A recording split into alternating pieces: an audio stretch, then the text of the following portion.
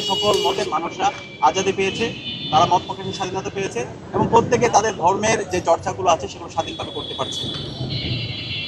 আমাদের এইবারের যে পূজা, সেই পূজায় যেন সবাই স্বাধীনভাবে সুন্দরভাবে ধর্মীয় আমাদের যে উদযাপন আছে সেটা যেন সুন্দরভাবে করতে পারে, সেই জায়গা থেকে আমরা আমাদের পরামর্শগুলো স্বরাষ্ট্র উপদেষ্টাকে জানিয়েছি। বিশেষ করে নিরাপত্তার বিষয়গুলো